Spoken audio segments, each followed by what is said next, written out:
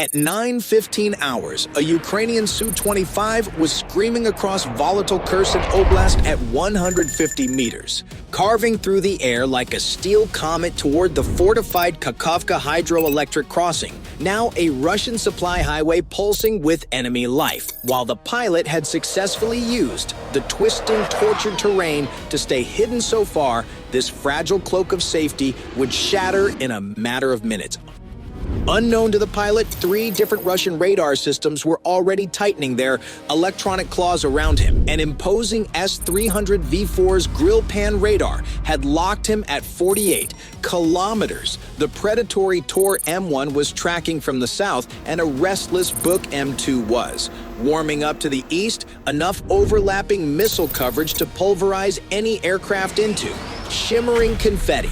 The pilot's eyes locked on the ghostly, flickering reconnaissance feed, streaming to his display. The crossing at embattled Nova Kakhovka had been transformed into a choked artery of Russian supply trucks, their engines humming under the weight of stolen Ukrainian civilian drivers. To avoid a massacre, the strike had to happen now.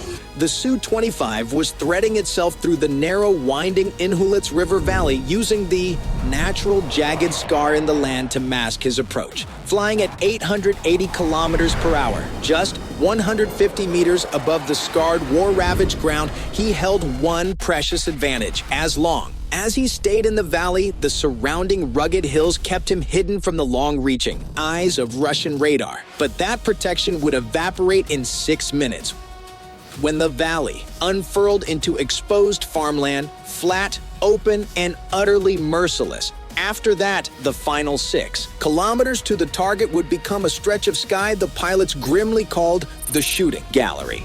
Through the HUD, the terrain rushed past at 236 meters per second, a blur of color and death. Power lines snapped into view and vanished again faster than conscious thought could form. The pilot wasn't flying anymore. He was surviving. His muscles worked on instinct alone. Each correction a reflex burned into him by years of training and moments of terror. This wasn't flying. It was falling with purpose. Becoming one with the unforgiving Ukrainian countryside was the least of his worries. The Su-25's L-150 pastel radar warning receiver flared to life, painting threats on its circular display. Like an enraged spinning compass of doom, each strobe pointed to danger but hid the distance, like hearing a scream without knowing whether the voice was in your room or across the street. The pilot counted the pulse repetition frequency, each beat a warning drum in his skull. The S-300V4 to the northeast gave slow, ominous sweeps. 3 Mississippi still searching. 2 Mississippi getting hungry. 1 Mississippi preparing to kill. Right now, he was getting 2.5 Mississippi, a hostile whisper before the hurricane. Close enough to fear, far enough to fight. That calculation steeled his resolve. Stay low for 6 more minutes. 6 minutes of hell, 6 minutes of hope. Meanwhile, his KAB-250 bomb on the center line was running relentless diagnostics every 5 seconds, its digital heart beating steadily beneath him. GPS signal strong, INS stable, laser, seeker primed like a predator's eye. But the bomb demanded altitude, the one thing the pilot couldn't afford. Survival now. Precision later. Complicating everything was his fuel gauge, showing 2,400 kilograms remaining. Home was 135 kilometers away. At current burn rate, he had 18 minutes before he became a ghost. Wandering the battlefield on foot, combat devours fuel with a thirst unmatched. Each evasive twitch, each blast of afterburner, each climb into danger drew from a finite well of life. 6 kilometers to the edge of the valley, 6 kilometers of relative sanctuary before stepping into the open jaws of the shooting gallery. The drone overhead showed no movement at the crossing, no helicopters rising, no fighters screaming in. For now, the sky remained indifferent. The pilot pushed the throttles forward, feeling the engines rumble with renewed fury, clawing through the air at 880 kilometers per hour. Every second shaved now was a second saved from death later. At 9:21 hours, he reached the mouth of the valley and the world erupted. The pastel went from lazy sweeps to a frenzied, ear-splitting orchestra of electronic hatred. 6. Emitters spiked in violent unison. The S-300V4, once casually scanning the horizon, snapped to attention like a beast scenting blood. Its radar beam narrowed from a diffuse glow to a razor-sharp lance of intent. The pilot had become the center of the universe, and not in a good way. The lock tone in his headset transformed from subtle echoes into a soul-drilling scream, the sound of a firing solution carving its name onto his skin. The Su-25 knew it was being hunted. Slow beeps meant curiosity, fast beeps meant interest, a solid tone meant death, and right, now the tone was solid as stone. The S-300's 9M83M missile could reach out to kill at massive distances, but at low altitude, the real threat zone shrank to 38 kilometers. He was at 36, inside the kill box, inside the crosshairs. Russian operators needed 8 seconds to launch. He had 8 seconds to live. The pilot rolled into a knife-edge turn, pulling 7 spine-crushing Gs, keeping altitude razor-thin. His velocity vector sliced perfectly perpendicular to the radar beam. 0 radial velocity.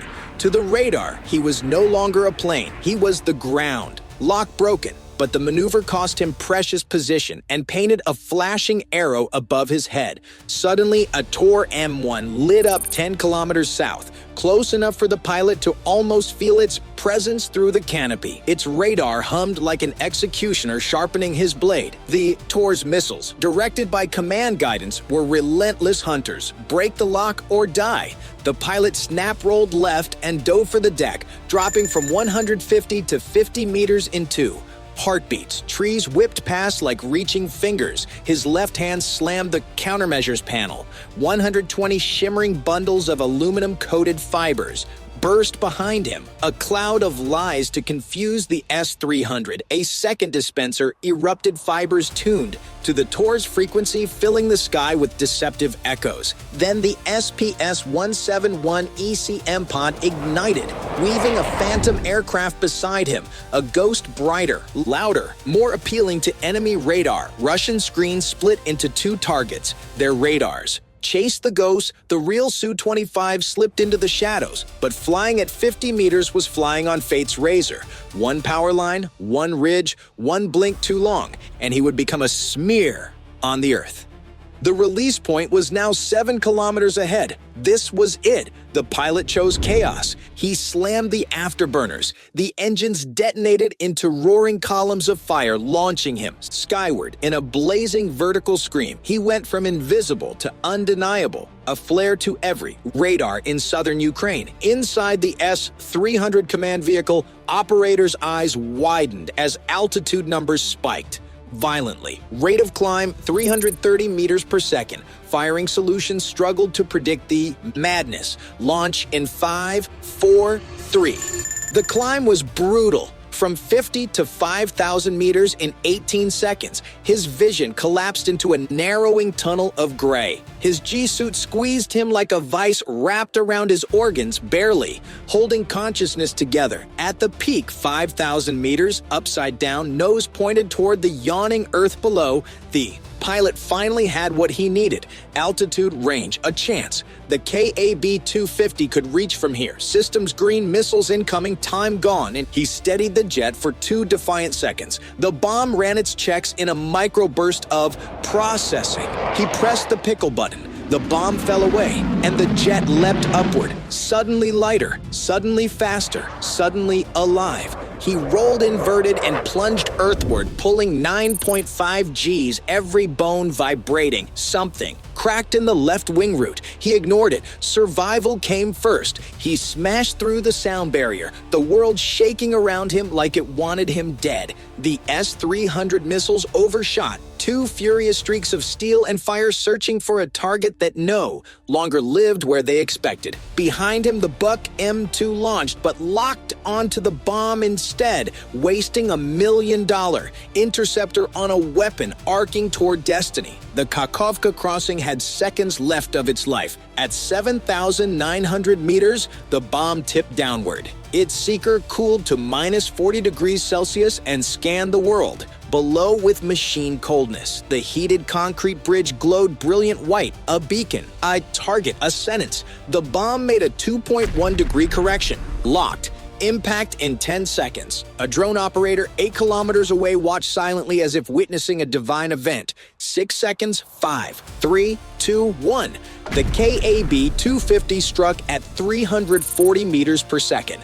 A devastating shockwave tore through the bridge at 300,000 psi. Concrete atomized, rebar snapped like brittle bones. The opposite face detonated outward. A massive 80-meter breach opened violently as if the earth itself had swallowed the structure whole. The crossing that had sustained Russian logistics for months died in seconds. Their supply lines just inherited a 37-kilometer detour they never prepared for. Stay tuned.